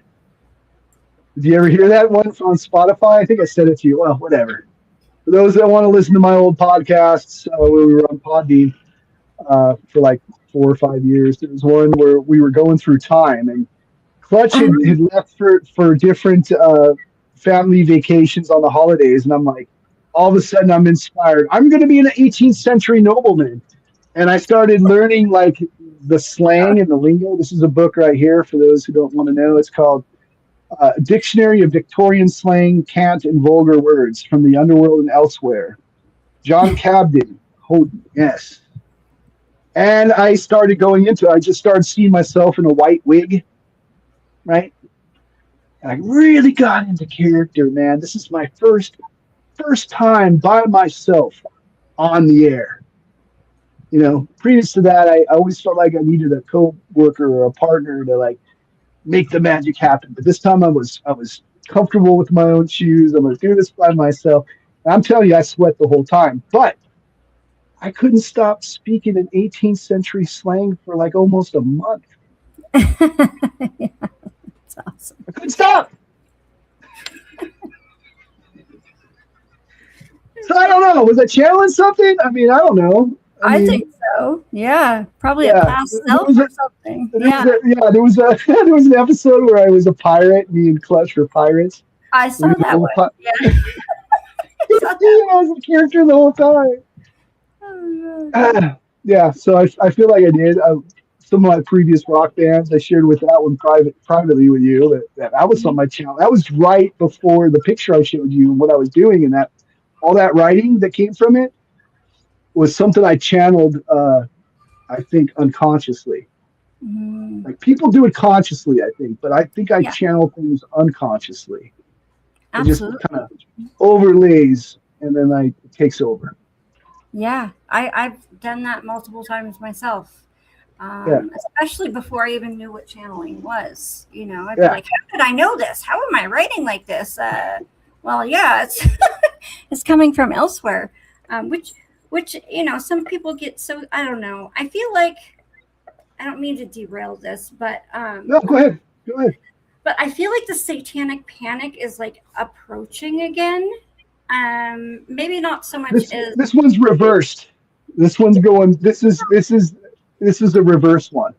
but I feel like it's also like so much. I maybe it's just because I'm in this realm of the community or whatever. But I feel like Yeah. I'm hearing more and more about. Well, that's evil. Don't do that. That's evil. So like even channeling is evil and is bad. And you're gonna get possessed and all the ETs are bad. Like even from people who used to believe that there were both. I don't believe there has to be a balance. This is I think there's good ones and bad ones, and I think there's neutral ones. I don't think this is black and white no. as good versus evil. I do believe that if you want to think of it elementally, I think that exists in a Yeah. way. Yeah. But I think that we can decide whether we're going to try to stay in our higher self thinking than lower brain thinking. So, like once again, will and intent. You know, if you want to tap into that. But I think that's always like sort of half a path. I really do. Yeah. But I think it's far older than Satanism. I think Satanism is just a modern day rebranding of something that's far darker, and I think there's many different aspects to it. Now, I can't really put my finger on it completely, but I would say it goes back to very ancient pagan gods, you know, and looking from it in the form of a heathen or a pagan, you would say that Satan and you know, God or the saints are just Christian gods. Yep. Right? Yeah. I absolutely Right? I think Or they demigods or yeah. whatnot. Yeah. But I mean, I'm not saying that they don't use it, but there's definitely an injection into our pop culture to make it normalized and acceptable. You know, but you know, I've interviewed Satanists on my show. And some of them are mostly either Gnostic, like agnostics, you know, or you know, some of them are occultists, but very few of them are any more than just like activists that are hiding behind the pentagram as sort of a shield, Mhm. you know. But I mean, there's different subsects of that exist now today. But I mean, we're seeing it in like pop music now. I mean, we saw it in the 80s. I mean, you know, for anyone that was around during the 80s, like it was all about heavy metal. How did it go from heavy metal to like hip hop and like boy band stuff? Like when did that become acceptable? You know? It's kind of like that hidden evil. Like it's shaped in something plastic and nice looking, You know, like trust me, I'm this, but underneath it's like this manipulative, gross parasite. I don't know. Maybe not all of it, but it feels like that could be what's going on with the music. Well, what's weird is a lot of my good friends who have been really nice to me are people that are Satanists. Well, yeah. Well, I have a lot of friends that are involved with it that are just they're a lot of them that I know that have been hurt, and the reason why they had adapted something that was atheistic was because they went through a lot of trauma themselves, and they attached to something that kind of they could identify with, yeah. right? That's the I problem. just Though. Yeah, is like the people saying I'm godly, I'm of God. This, God is good, and but then really on the inside they're not nice at all. Little. there was a spectrum that was done by an author by the name of Constantinos that was going from light to dark scale, and there's like good light and good dark, right? Not evil or light, Mhm. good or evil, but light and dark, right? And there's people that have done incredibly evil things in the name of the light. Yes.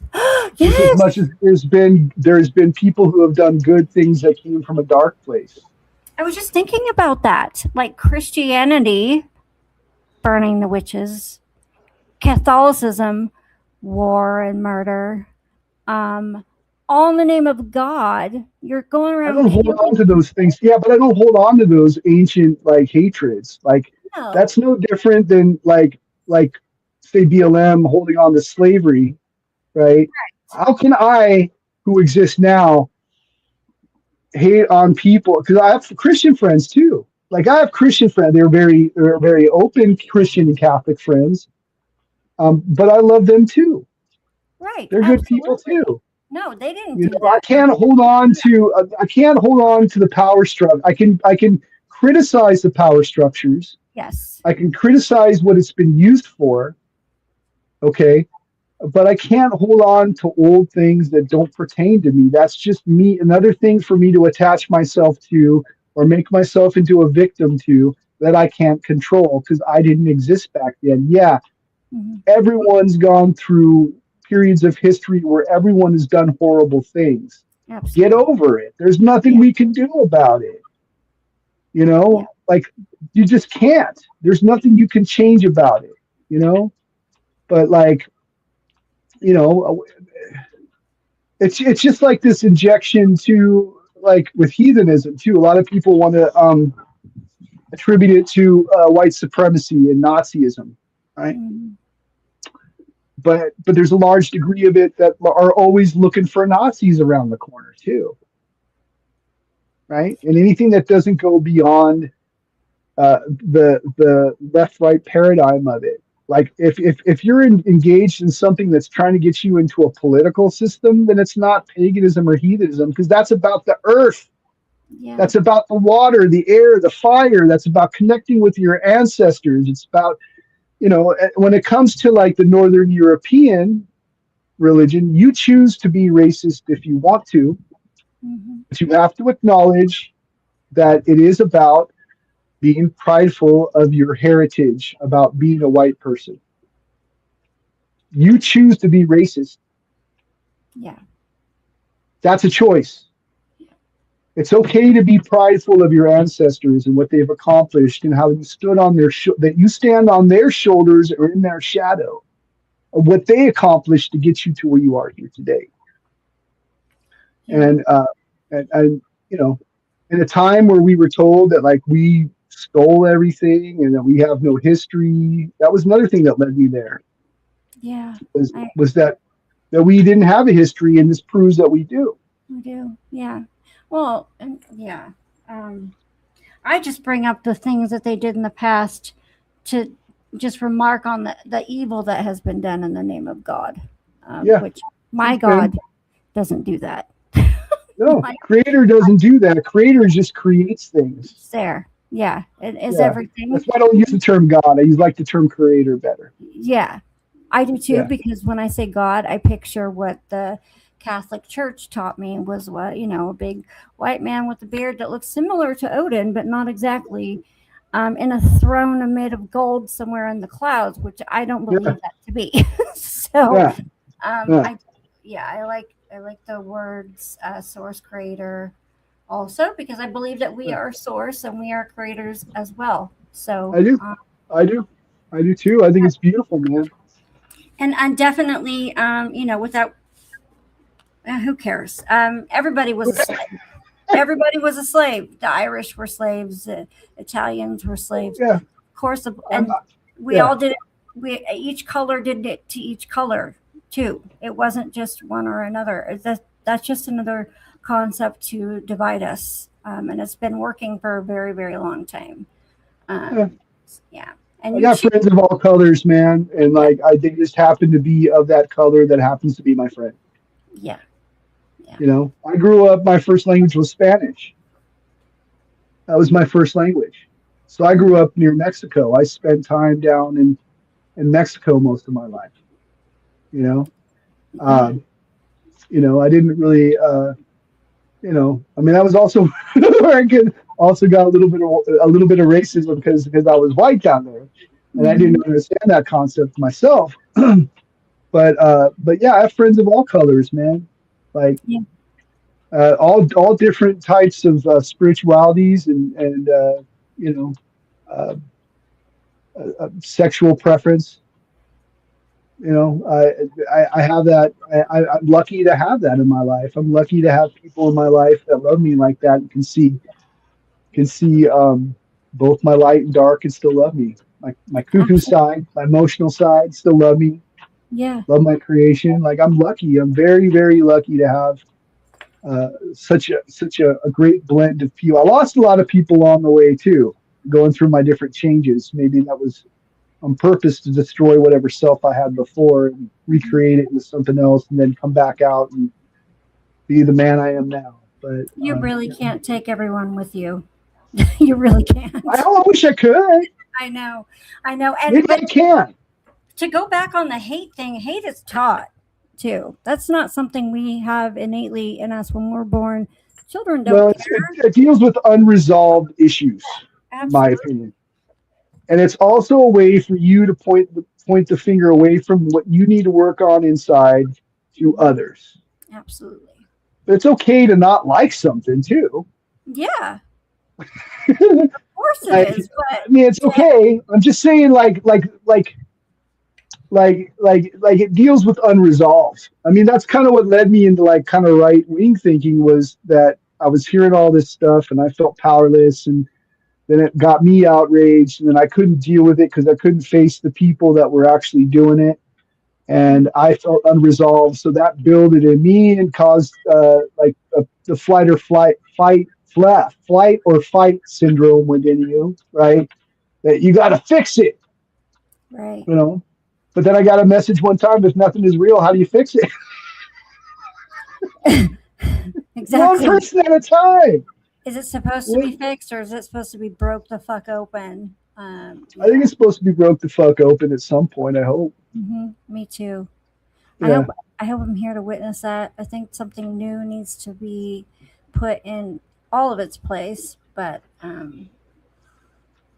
yeah, I think I was talking to you before we started, I believe, and I said in the beginning I was red pilled, and that's how my awakening happened. Like, Yeah. it Me started too. with politics because it was very Yeah. political, and then I was Yeah. white pilled where everything was love and light and everything was Yeah. great, and now I feel like I'm being black pilled, and I don't want to Well, be don't because go down that. I mean, maybe you need to go through that part of the underworld yourself so that you right, can go through what you see is that. And then once you see it, you can avoid it, right? right, It's right, shocking when you get to that doom and gloom, like sinister phase, right? Like you kind of feel like there's a absolutely. weird underlying corruptive darkness. Maybe there is, but I don't think that it can touch you unless you let it in. Right. And the thing about it now is that I've already been in so many different directions in this truth seeking awakenings Yeah. that by now I know not to hold on to something as though it is me. Before it was like, It's oh, not you. I believe in this, so I am that. Now I'm like, Yeah. I can look into this, maybe believe it, but I don't have to become that thing anymore. which is awesome. But I also know that my natural state of being has always been like more light and happy and Well, hoping. I think I'm liberal and conservative in a way. Yeah, well, there shouldn't be two sides. They work together without everybody else knowing, anyways, and then try to freaking Yeah, break us apart. I think it like if you're an asshole, I won't hang out with you. Yes, Yeah, exactly. that's basically how it is. If you're gonna steal from me, like if you're gonna be just an all around POS, like I ain't gonna hang out with you. But Right. if like you give me reason to care, I will care. Mhm. If you don't care about yourself, how can I care about you? Absolutely. And so it also comes back to me. Like I gotta do the self care too, and I gotta go and take care of myself. And that way, once I start loving myself, I can start. That was the start. That and moving up here too also changed my mindset too. I met very kind gay people that would show me things that I didn't know, and then I met a very intelligent. I met a very intelligent, very smart, humorous black guy up here, and I met like all sorts of people, as long as they weren't like sprouting a bunch of political stuff to me, any kind of that is like, okay, now I see where you're going with this. The minute and I have to also like be understanding of those people too. I have Right. to be patient with them too, because they're on their own journey of mindset as well, and be open to that, and not try to argue with them about stuff that I can't control. Yeah. It's like a puzzle you can't solve, right? Everybody has this emotional connection to it, and it's by design to make you emotional. Absolutely. I've seen so many Yeah. people change over all these ideas, and even cast me out and try to label me something that I so very much am not. By Yeah, let them do it. Yeah. Well, and Let most of them the do time, I it. just Let let them them do it. say what they're gonna say. I never bring Yep. up stuff. Let Uh, them do it. yeah. Let them say stuff. Let Yeah. them talk about you. At least you're popular. Yeah. It's a little hard when it's your own mother calling you something you never thought she would. Yeah, I went through that too. I went through that too. Went through when I was going through my changes and mindset, that paradigm. I went through that too. I had conflict. Yeah, Yeah. it was weird. Like I watched educated people all of a sudden just it was like living in the twilight zone, or like, Absolutely. I and call that was it body shocking too. snatchers too. Yeah, Yeah. yeah, I did. invasion of body snatchers type stuff. People that I was normally friendly with, all of a sudden just activated. All of a sudden, it was Yeah. weird. Very That weird. was And enough. then That was talk enough about hard trigger work. words. Trigger words. Yeah, Like, oh, I just saw somebody hit a switch in this person over a word, and it's like, oh my god. Yeah, yeah. absolutely agree with that too. But just I I hope. really enjoyed this conversation. I Yeah, mean, I'm me glad too. we were able to talk about all this stuff and get it through. I don't mean to cut you off, but I know you needed to be somewhere I and doing some do. stuff. So I wanna ask you if anybody has any questions for Mojo, because we're wrapping it up right now. If you do, put them in all caps in the chat. And Yeah, Mojo, please you could leave humanity with one piece of advice right now, what would it be? calm the fuck down. It's not about taking a side. There is no side. There is no spoon. There is no side. It's us versus the elites that are telling us what to think. Everything that they tell us, oh, I love you too, Coley. Thank you so much. Um, it's don't take a side. There is no side. Don't do it, because it's going to prevent you from actually making any sort of, what I think is, when you get in this emotional and you stay in this emotional, like totally angry set of ideas, like, you are not going to be able to connect to anything. You're not going to be able to create anything. You're not going to be able to do anything. And like, I think it's love, man. If you can, tell people you love them, even if it makes them feel weird. Like, don't make it weird, bro. Just tell me you love me. It's okay. Just Give them a hug. you love me. Yeah. Yeah, or tell me you hate me. I mean, I don't know. Like, Yeah. I mean, that's how I feel, man. Really, that would be the biggest advice I would give to everyone, man. Don't take anything too seriously. Just remember, why so serious? It doesn't have to be serious. Mm-hmm. If you can't laugh at stuff, then what's the point of living? Yeah. You got to laugh at the good and the bad, and all storms pass. And the immortal words of Philip K. Dick, everything is just for a little while. Very good. Yeah. And don't be so serious. It's not real anyways. Right? Yeah, nothing's real. What's real? Although this is real, me and you. Yeah. This is real. Yeah, but that's what I would say. That's what I would say. That's what I tell people, man. And like I said, I'm really glad we're friends, and like thank you for letting me share my thoughts and being on your show. And a great honor to be here. And one more thing. Our ancestors went through conditions that were harsher than we are living in right now. Absolutely. If you can remember that, and let that be your strength, right? To get through harder times. Oh, werewolf, man, you're a man of my heart. Werewolf energy. Oh, yeah. If you can remember that, that'll get you through a lot of stuff too. Yeah. Where can everyone find you that may be just listening and isn't going to watch this? Oh, okay. Well, I do a show on Saturdays, 3 p.m. Pacific Standard Time, 6 p.m. Eastern. I believe your interview is coming up here pretty soon. Mm-hmm. Called Of Dark Matters Podcast with Mojoe the Mad and Dr. Clutch. We're on YouTube, we're on X, we're on Facebook. You can also find our past broadcasts, and you'll see a particular mindset, right? From where I was when I first started the show to where I am now, if you watch the live show. But that was all audio. We were on Podbeam for like 4 or 5, maybe even longer years. And we had a whole bunch of episodes that were downloaded to Spotify. We're on Audible. We're on, where else we are? We're on everywhere. Just look us up. You can find my music, my past music that I did when I was in bands on SoundCloud under Mojoe the Mad and the Drama Llama Ding Dongs, where you can find sketches. You can find old, probably the only 2 recordings of the Two in the Same Boat that I ever did. I tried to get them all recording before we canceled the show and Blog Talk Radio finally erased it all.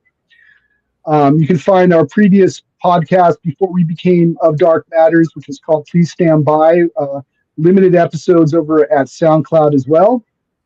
You can find me on Substack under Mojoe the Mad. If anybody wants to follow me there, I can start broadcasting there too. As soon as I get 10 followers, that's all I need.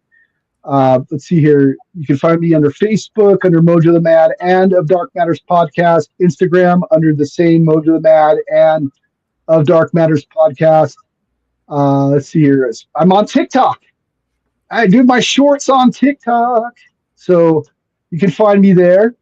Let's see here. That's it. That's where you can find me every Saturday, mostly on Facebook, YouTube, and X right now. And we're trying to build followers. We're on episode, I believe, 16 coming up. We had about 7,000 followers. Hard to tell if that was all real around the world on Podbean or if that was inflated. But we had quite a following. And then we had to start over. This is not the first time that I've had to start over on something from scratch and just hope that it works out.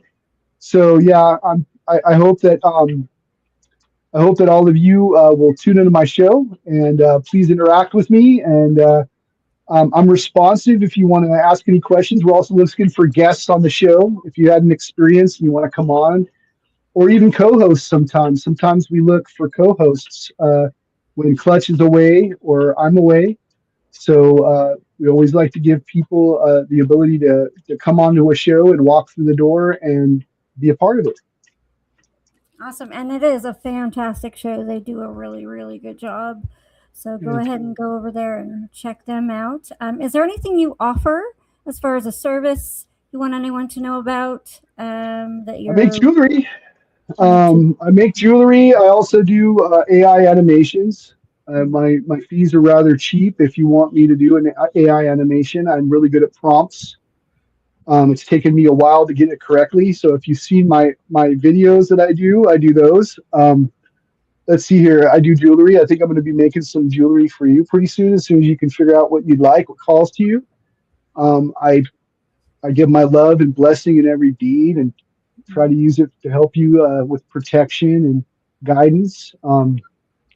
That's basically what I do right now. As far as like reading rooms or tarot cards, I do that as well.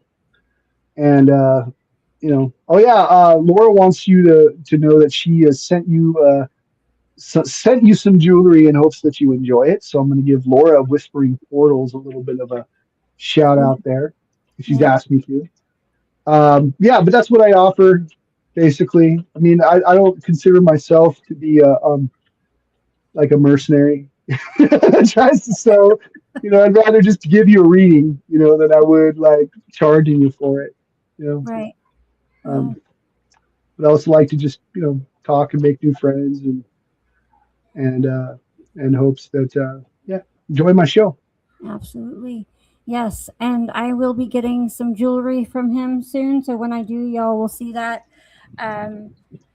Thank you so much. It's been an absolute pleasure. The time just went by so quickly. I would love to do this again. Let's do it again. Yeah, absolutely. And what I liked is that we didn't go into my old stories that I've told on every show so far, which is cool. I mean, my stories are weird. They were written down, but we got into so much so easily that, we didn't need to go there. So, yeah. Okay, thank you so much for coming on. Oh my gosh, of course. Such a good conversation. Yeah, hit me up anytime. Okay, thank you. Bye. Bye. So thank you everyone who joined during the live and in the chat. If you're listening from behind the scenes and if you're going to be listening to the recording later, as we all listen to the echoes from beyond the veil together. And I am Maya Starfire. Please like, share, and subscribe. Have a wonderful and blessed night. Goodbye.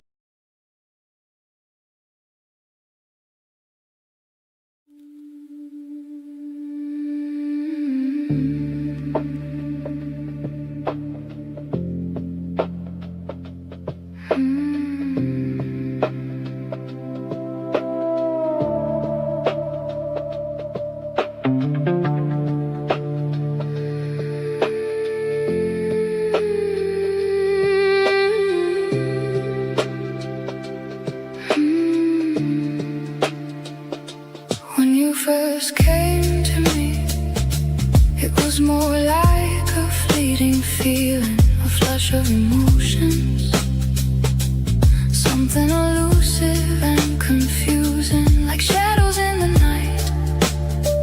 Next was bursts of colors and photos of the mind. The messages came more focused, only unclear as to why. No notice of arrival, no way to define. Some came in as protection, clearly more personal. A warning of danger or a cheat code to the game. Thank you, universe, I can finally decipher the sight.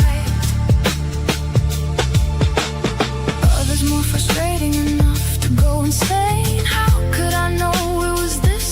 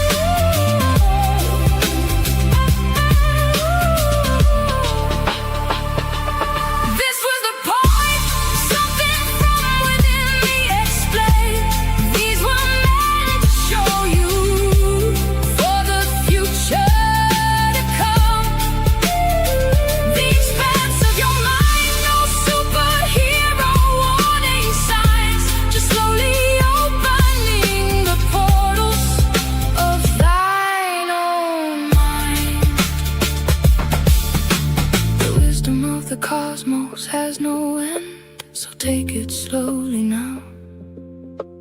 Breathe the information in as though it was blown in from the wind. Soon it arrived as lyrics, songs I've heard since I was a child. Then dreams of future past.